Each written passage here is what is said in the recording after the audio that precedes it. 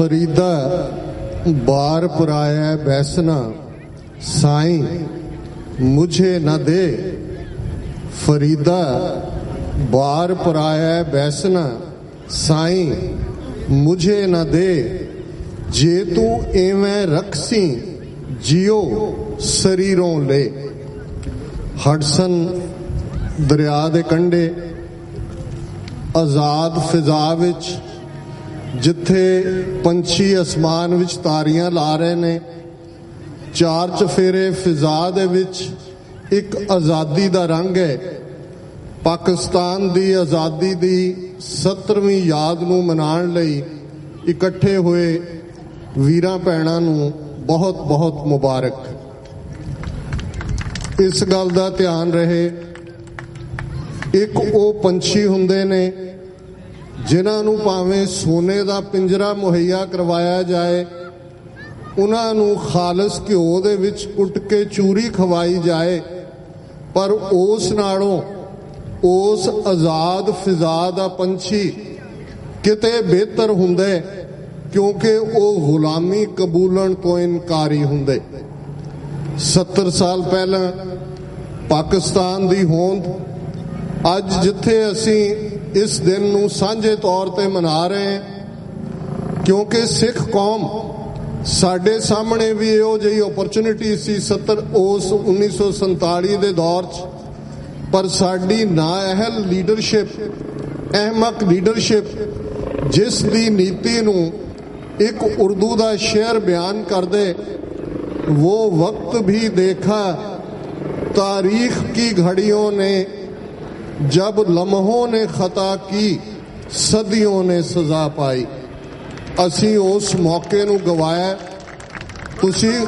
तुसी खुशकिस्मत हो कि कायदे आज़म मुहम्मद अली जिन्ना वर्गी शख्सियत, जेड़े ईमानदार सन, जेड़े दूरदर्शी सन, जेड़े गांधी ते नेहरू विचले उस सैकुलरिज्म दे लबादे थले लुकिया होया शुद्ध हिंदू उसनूं देख सकते सन। उन्होंने ये महसूस कर लिया एक सैकुलर इंसान होने दे नाते भी कि मुसलमाना दा फ्यूचर हिंदू मैजोरिटी दे अंदर महफूज नहीं होएगा। ते जिन्हां नूं इस गल दा भुलेखा है, वो भारत विच 180 मिलियन मुसलमाना दा अज की हाल है, 30 मिलियन ईसाइयां दा की हाल है, 30 मिलियन सिखां दा की हाल है, 100 मिलियन तो ज्यादा दलितां दा की हाल है। उन्हां दा हाल देख के फिर इस गल दा अंदाजा ला लें कि पाकिस्तान दी कायमी किवें जरूरी सी मुसलमाना दी बरे सगीर दे अंदर होण दे लई। और जे इन्हां दी ज़हनीयत देखनी है, अब्दुल रज़ाक साहब बैठे ने, पिछले दिनां इंग्लैंड चैंपियंस ट्रॉफी हुई, उस तो 4-5 दिन पहला तक जो हाल इंडियन मीडिया, इंडियन एंकर्स दा सी, 4-4 फुटियां उन्हां दियां एंकर्स 10-10 फुट उछल रही सी कि पाकिस्तान को धूल चटा देंगे, पाकिस्तान को ये कर देंगे, वो कर देंगे। ते चैंपियंस ट्रॉफी तो बाद बहुत सारिਆਂ ਨੂੰ स्ट्रैचर ते पा के खड़न वाला ही हाल सी। इन्हां दी ज़हनीयत है। एक गल दा ध्यान रहे, हिंदू ज़हनीयत ने पाकिस्तान नूं अज तक कबूल नहीं कीता।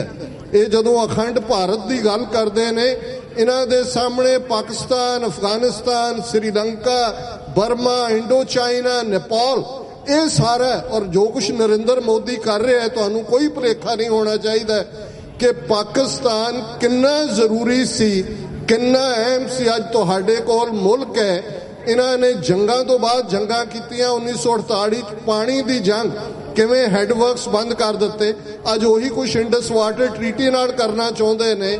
65, 71, 1999 ये सारा कुछ करने के बावजूद, पाकिस्तान नूं फेल्ड स्टेट कहने के बावजूद अज भी पाकिस्तान थ्राइविंग है। और इस गल ते तुहानूं फख्र होना चाहिए। मैं कई बार तुहाडे भी बहुत सारे प्रोग्राम देखदा, मैनूं दुख हुंदा है कि तुसी उन्हां कमजोरियां वल ज्यादा ध्यान दिंदे हो। तुसी इस गल दा क्यों नहीं ख्याल करदे कि इन्ने दुश्मन 70 साल जिन्नी इंटरफीरेंस इंडियन इंटैलीजेंस एजेंसी रॉ ने ਪਾਕਿਸਤਾਨ 'ਚ ਕੀਤੀ ਹੈ, ਅੱਜ ਵੀ ਖੈਬਰ ਪਖਤੂਨਵਾ ਹੋਏ, ਬਲੋਚਿਸਤਾਨ ਹੋਏ, ਆਜ਼ਾਦ ਕਸ਼ਮੀਰ ਹੋਇਆ, ਵਨ ਬੈਲਟ ਵਨ ਰੋਡ ਦੀ ਗੱਲ ਕਰਕੇ ਗਏ ਨੇ, ਕਿਵੇਂ ਰਾਹ ਦੇ ਵਿੱਚ ਰੁਕੇ ਹੋਏ ਨੇ, ਕਿਵੇਂ Sikkim standoff eyeball to eyeball ਫੌਜ ਲਿਆ ਕੇ ਭੂਟਾਨ ਦੀ ਬਾਉਂਡਰੀ 'ਚ ਖੜੀ ਕਰ ਦਿੱਤੀ ਹੈ। ਇਹ ਹਿੰਦੂਆਂ ਦੀ ਜ਼ਹਿਨੀਅਤ ਹੈ।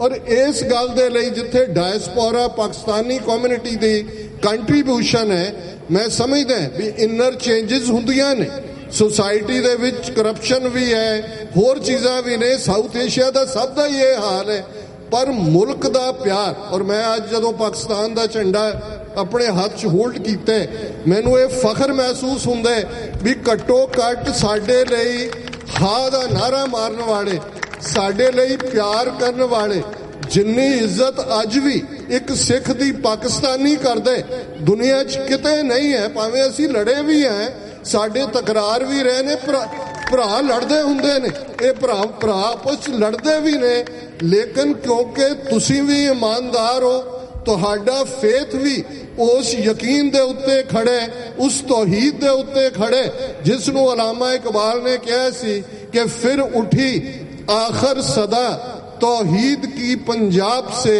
हिंद को एक मर्द कामिल ने जगाया ख्वाब से।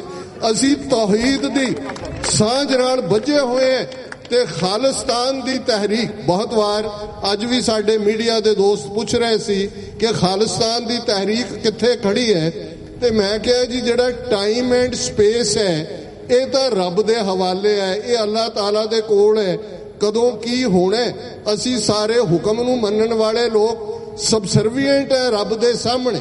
पर एक गल यकीनी है, इन्हां 33 सालां 70 सालां इन जनरल और जून 84 तो बाद जदों दरबार साहिब ते 37 इतिहासक गुरुद्वारियां ते टैंकां तोपां नाल हमला होया, एक गल यकीनी है कि भारत दे नक्शे दी कैच सिख सिख नहीं रहणगे, उन्हां दा ओही केसाधारी हिंदू बना देणगे जो अज हाल बहुत सारे भारत दे मुसलमानां दा कर दित्ते।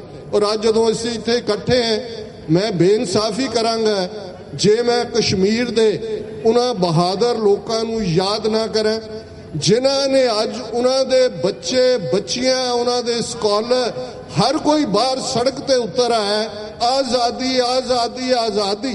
एक शब्द, एक अल्फाज उस फिजा दे विच है, उत्थे लोग ही नहीं रो रहे, वो लम्मे लम्मे चिनारां दे रुख भी रो रहे ने, चिनारां दे भी हंझू ने, पर उस फिजा दे विच आज़ादी है। और मैं एक सिख दे नाते महसूस करदे कि जे साडे च कोई कमजोरी भी आई ते सानू कश्मीरियां ने अज राह दस्सिया कि 7 लाख फौज दे सामने वो किवें खड़े ने, स्कूलों चो बच्चे बच्चियां निकलते ने, आज़ादी आज़ादी करते हैं, टैंकां तोपां दे सामने खलोते हुए ने।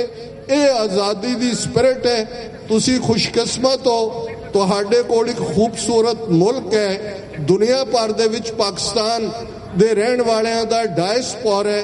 और इस गल नूं यकीनी बनाइए, अज हिंदुत्व दा खतरनाक नाग जिन्हें दस्सिया होया लोकां नूं, और ये गल मैं अमेरिका च वाशिंगटन DC च जदों इन्हां दे opinion makers, lawmakers, decision makers नूं मिलण दा मौका मिलदा है, मैं कहंदा भी तुसीं 1930 दी नाजी जर्मनी दी जुल्म दी कहानी, जो कुछ सैकंड वर्ल्ड वॉर च होया, उस तो बाद तुसीं कहा never again, never again, we won't let it happen again, but it is happening again, and it is happening in South Asia, where RSS ideology of Hindustan is giving that kind of treatment to 1,300,000,000 people, which the Nazis did to the Jews, to the Gypsies, to the civil libertarians, to the communists. That is happening again. पर क्योंकि तुहानू suit करदा है, तुहानू लगदा है तुहाडी band wagon ते मोदी चढ़ गया है, वो इजराइल जाके उत्थे नेतानयाहू एक नियो नाजी नू जफ्फी पाए, वो इत्थे आके ट्रंप नू मिले, तुसी अखां बंद कीतियां होईयां ने। पर जो कुछ साउथ एशिया च वापर रहा है वो नाजियां दे जुल्मां नू मात करने वाला है। ये ऑर्गेनाइजेशन ही नाजियां दी उस प्रेरणा चो निकली सी, उन्हां दा सी one nation, one race, one leader. और इन्हां दा हिंदू, हिंदी, हिंदुस्तान के जो भी वो सुब्रमण्यम स्वामी ठग बंदा है, वो कहंदा है genetic material of every Indian is Hindu. ਉਹਨੂੰ ਪੁੱਛੋ ਵੀ ਤੂੰ ਕਿਸ ਕਿਸਮ ਦਾ ਬੰਦਾ ਹੈ, ਔਰ ਇਹ ਹਾਰਵਰਡ ਚ ਪੜਾਉਂਦਾ ਰਿਹਾ। ਇਹਨਾਂ ਨੇ ਬੈਨ ਕੀਤਾ ਇਹਨੂੰ ਕਿ ਭਾਈ ਨਹੀਂ, ਉਹ ਇਹ ਤਾਂ ਮੁਸਲਮਾਨਾਂ ਨੂੰ ਡੀਫਰੈਂਚਾਈਜ਼ ਕਰਨਾ ਚਾਹੁੰਦਾ ਹੈ ਇੰਡੀਆ 'ਚ। ਸੋ ਇਸ ਸਾਰੇ ਕੌਨਟੈਕਸਟ ਦੇ ਵਿੱਚ ਅੱਜ ਦਾ ਇਹ ਦਿਨ ਹੋਰ ਵੀ ਅਹਿਮ ਹੋ ਜਾਂਦਾ ਹੈ। ਆਪਣੀ ਤਾਕਤ ਨੂੰ ਇਕੱਠੇ ਕਰੋ ਔਰ ਆਪਣੇ ਆਪ ਨੂੰ, ਮੈਂ ਇਹ ਗੱਲ ਮਹਿਸੂਸ ਕਰਦਾ ਸਾਰੀਆਂ ਮਾਈਨੋਰਿਟੀਜ਼ ਅਕਲੀਅਤਾਂ ਦੇ ਹਵਾਲੇ ਨਾਲ ਬੈਂਜਾਮਿਨ ਫਰੈਂਕਲਿਨ ਦੀ ਇੱਕ ਬੜੀ ਪਪੂਲਰ ਕੋਟ ਹੈ कि we all should hang together, otherwise we will hang separately। ਸਾਨੂੰ ਇਕੱਠੇ ਹੋਣ ਦੀ ਲੋੜ ਹੈ। ਔਰ ਮੈਂ ਜ਼ਿਆਦਾ ਵਕਤ ਨਾ ਲਵਾਂ, ਤੁਸੀਂ ਯੌਮ ਆਜ਼ਾਦੀ ਦੇ ਉਸ ਮੂਡ ਚੋਂ ਐਂਟਰਟੇਨਮੈਂਟ ਜਿਹਦਾ ਇੰਪੋਰਟੈਂਟ ਹਿੱਸਾ ਹੈ। ਦੋ ਨਾਰੇ ਬੁਲੰਦ ਆਵਾਜ਼, ਇੱਕ ਪਾਕਿਸਤਾਨ ਜ਼ਿੰਦਾਬਾਦ ਔਰ ਸਿੱਖ ਭਰਾ ਭੈਣਾਂ ਤੁਹਾਡੇ ਨਾਲ ਖੜੇ ਨੇ, ਤੁਹਾਡੀ ਖੁਸ਼ੀ 'ਚ ਵੀ ਔਰ ਤੁਹਾਡੀ ਗਮੀ 'ਚ ਵੀ। ਇੱਕ ਖਾਲਿਸਤਾਨ ਜ਼ਿੰਦਾਬਾਦ ਦਾ ਨਾਰਾ, पाकिस्तान खालिस्तान जिंदाबाद। बहुत बहुत शुक्रिया।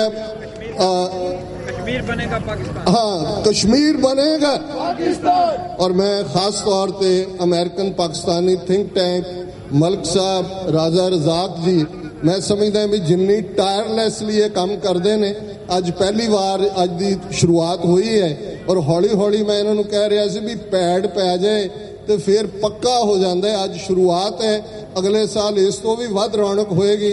तुसी बड़ा वधिया साइट चुनिया और तुसी मुबारक दे हकदार हो। रब तुहानू इवें ही हिम्मत दे, तुसी सानू भी मौका दिंदे हो कि असी तुहाडे नाल आके मोढे नाल मोढा जोड़ के खलोईए। रब सब नू खुश रखे और रब दी रहमत रहे कि असी साउथ एशिया खालिस्तान और पाकिस्तान, दरियाए जमुना तो वाघा तक एक इंडिपेंडेंट सॉवरन खालिस्तान पाकिस्तान हमसायां दी तरह। साडा मक्का मदीना पाकिस्तान च है, ननकाना साहब पाकिस्तान च है, करतारपुर साहब पाकिस्तान च है। साडा सब कुछ मिलदा है, तहजीब भी है, जबान भी है, पहरावा भी है, लत्तां खिच्चण दी आदत भी है, वो सारियां नाल नाल ही ने। बहुत बहुत शुक्रिया, थैंक यू।